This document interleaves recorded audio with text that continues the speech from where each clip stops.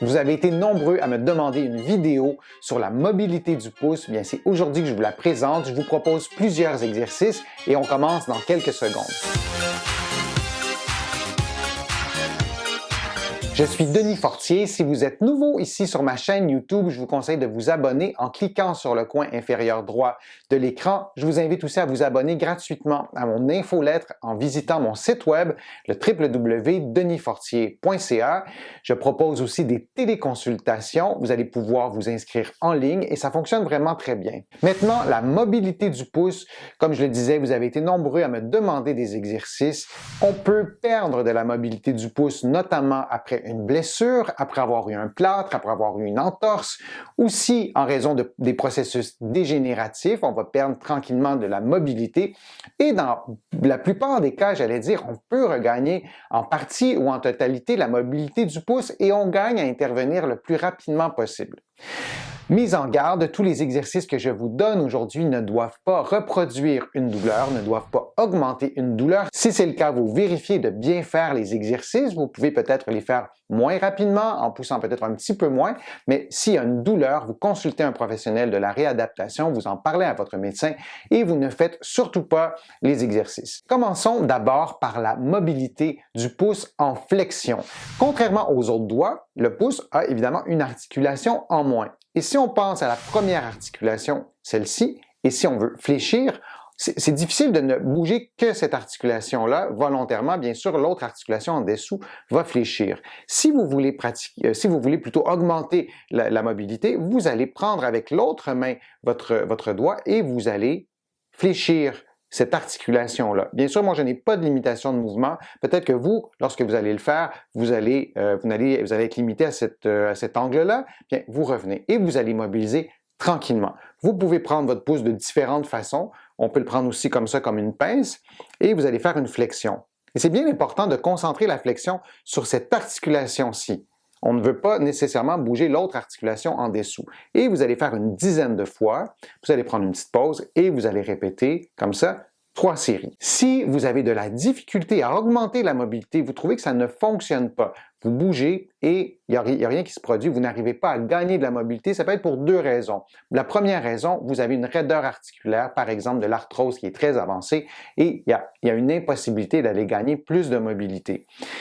Ça, c'est la première raison. La deuxième raison, vous avez une raideur qui est plutôt musculaire et simplifions tous les types de raideurs musculaires dans une seule catégorie. Donc, il y a une raideur musculaire, il y a une technique qui fonctionne bien pour aller assouplir dans ces cas-là. Donc, c'est le même mouvement. Vous allez faire une flexion. Vous allez vous aider aussi avec vos doigts. Et lorsque vous aurez atteint la flexion maximale que vous permet votre pouce, vous allez pousser avec le pouce vers le haut. Et le doigt, dans ce cas-ci, c'est mon index, le doigt qui est sur votre pouce va faire un effort identique pour éviter que le pouce monte, pour éviter que le pouce fasse ça. En résumé, votre pouce pousse vers le haut et votre index pousse vers le bas. Et la résultante, c'est qu'il n'y a aucun mouvement. Et vous poussez à une intensité maximale de 10 à 20% de votre force totale et vous relâchez. Et lorsque vous relâchez, vous essayez de fléchir le pouce davantage. Vous poussez vers le haut, votre index bloque le mouvement pendant environ 3 secondes. C'est vraiment une intensité sous-maximale. Vous relâchez et ensuite, vous essayez d'observer si vous arrivez à baisser le pouce un petit peu plus bas et vous pouvez répéter cette séquence-là 3 fois. Si on a une raideur qui est musculaire, dans certains cas, on arrive à débloquer l'articulation, à gagner un peu plus de mouvement et cette logique-là, ce principe-là du contract-relax fonctionne pour toutes les articulations ou presque et vous pourrez aussi l'utiliser pour d'autres mouvements du pouce. Le deuxième mouvement que je vais vous montrer, c'est un mouvement qui se fait bien sûr toujours avec le pouce, mais plutôt que de bouger cette articulation-ci, on va bouger cette articulation-là. Et donc le mouvement, c'est celui-là. Je vais placer ma main comme ça, vous allez mieux voir. Donc, si vous placez votre pouce, vous faites un mouvement d'opposition vers le 5e doigt et vous avez une raideur au pouce, peut-être que vous aurez de la difficulté, peut-être que ça sera impossible de le faire. Vous pouvez vous aider avec la main, comme ça, avec les doigts, pour mobiliser. Et bien sûr, lorsque vous faites ce mouvement-là, vous sollicitez plusieurs articulations. Contrairement au premier exercice où on se concentrait vraiment sur une articulation spécifique du pouce, vous allez avec votre main, vous aider et graduellement, vous allez de plus en plus faire le mouvement avec les muscles du pouce sans vous aider ou en vous aidant le moins possible avec la main opposée. Et dans cette position-là, vous pouvez suivre la même technique de contract relax. Vous faites une flexion comme ça, un mouvement plutôt d'opposition. Vous placez votre main et avec votre pouce, vous poussez contre les doigts. Vous poussez dans ce sens-là, comme si vous vouliez faire le mouvement inverse, mais la main qui est sur votre pouce va faire une résistance, va offrir une résistance au pouce et il n'y aura pas de mouvement. Vous poussez pendant 3 secondes. C'est un effort sous-maximal. Vous relâchez et ensuite, vous essayez d'aller un peu plus loin. Normalement, vous devriez, je vais vous le montrer comme ça, vous devriez pouvoir placer votre pouce sur cette partie-là ici de votre main à la base du 5e doigt. Si vous n'y parvenez pas du tout, c'est pas la fin du monde, mais théoriquement, vous devriez être capable de vous rendre jusque-là. Vous pouvez comparer aussi avec l'autre main, et c'est vrai pour tous les mouvements que je vous montre aujourd'hui.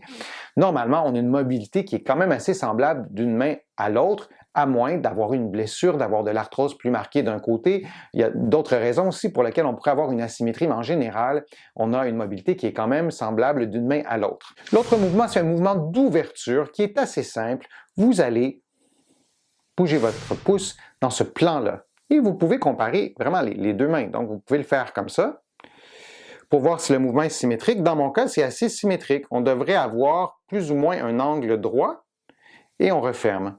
Et si vous n'avez pas toute votre mobilité, si vous avez de la difficulté, vous pouvez vous aider doucement. Évidemment, on ne veut jamais rien brusquer.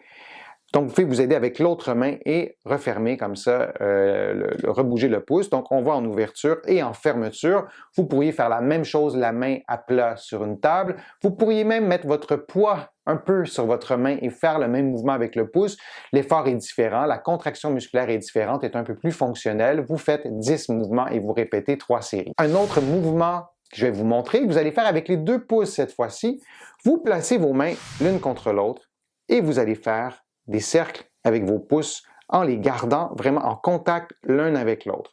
Donc, on va vers la gauche, on va vers la droite, le haut, et on fait des cercles comme ça, ou plutôt c'est plus ou moins un cercle, on parle peut-être plus d'un ovale, et vous allez faire le mouvement dans les 2 directions, parce que le fait de faire le mouvement en direction opposée, bien, le mouvement à l'intérieur du pouce est un peu différent.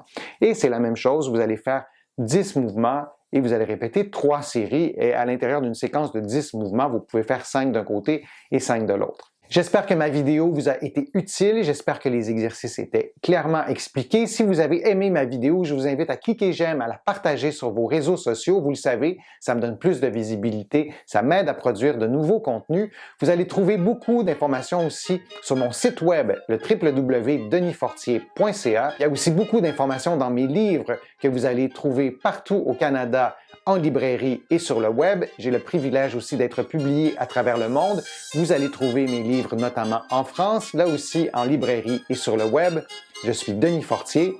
Je vous remercie beaucoup. À bientôt.